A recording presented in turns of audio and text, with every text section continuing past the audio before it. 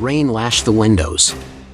A violent sea pounded the steel hull of the ship and the wind roared with primeval power.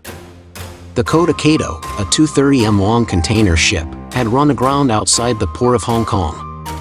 Her crew had evacuated, but standing on the bridge in his life jacket, he beheld the force of the typhoon that now, in the darkness, raged over the stricken vessel.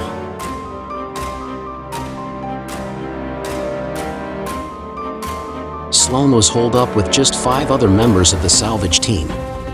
Days earlier, they had arrived to the South China Sea with the aim of saving the Kota Kato.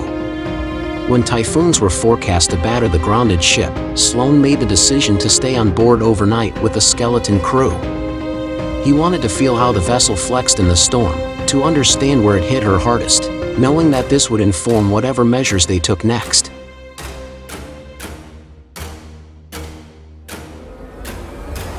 The world's cargo ships, which transport around 90% of global trade, do not always make it to their destination without incident.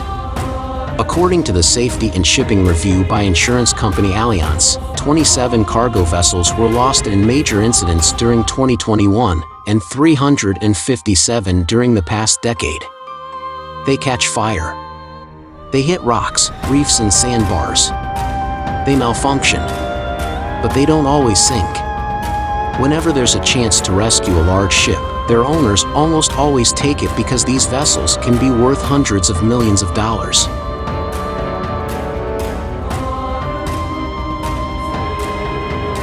The people that shipping firms call on in such situations are called salvors. And they have seen some extraordinary things at sea. Salvors came to the aid of the huge Ever Given container ship after she ran aground, blocked the Suez Canal, and triggered global supply chain issues last year, for example. But when a ship weighing tens or hundreds of thousands of tons gets stuck somewhere, how do you free it?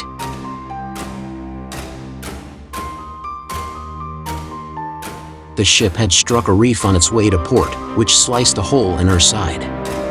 2 cargo holds began filling with water and she subsided until she eventually ran into a sediment bank about 25 nautical miles, 46 kilometers, southwest of her destination. Her bow plowed into the seabed, trapping her. And as more water flooded on board, the heavily laden ship began to sink.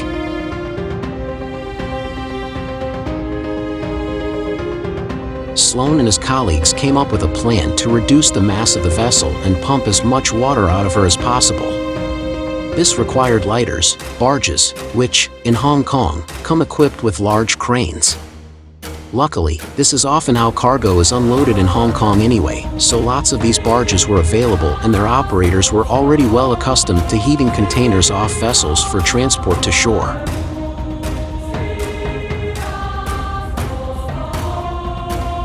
In the end, the lighters extricated more than 1,200 individual containers.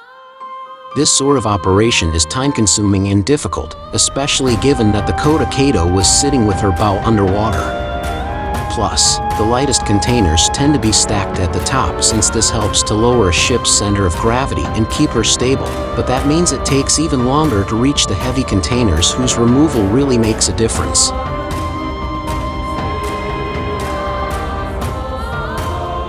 To get water out of the vessel, Sloan and his team deposited large pumps underwater at the bottom of one of the cargo holds. They also removed hatches on the deck above and welded huge rectangular tubes, or snorkels, onto them before putting them back in place. The snorkels now dangled down into the belly of the ship. Finally, a team of divers connected the pumps below to 2 sets of hoses that extended vertically up through the snorkels.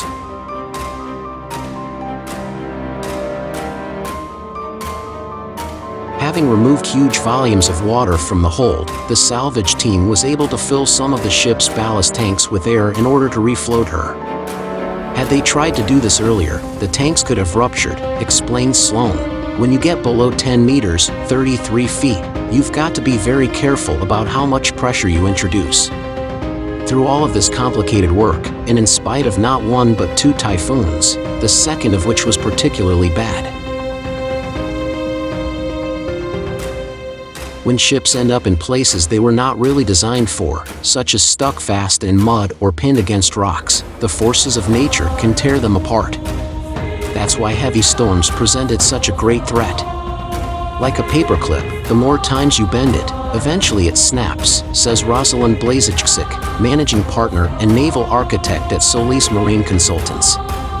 She explains how problematic it is when a grounded ship is lifted or twisted by successive waves.